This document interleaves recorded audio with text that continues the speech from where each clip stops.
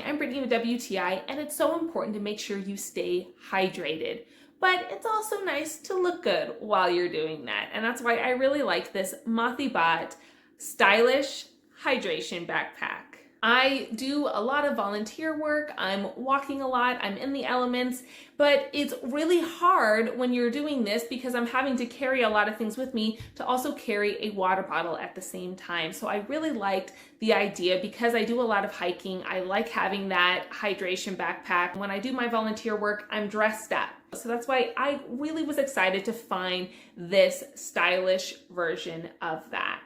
I think this was so well designed. Again, I'm needing to carry a lot of things with me. So I loved how this had so many pocket options. And then of course it has the compartment that's also insulated for my hydration pouch.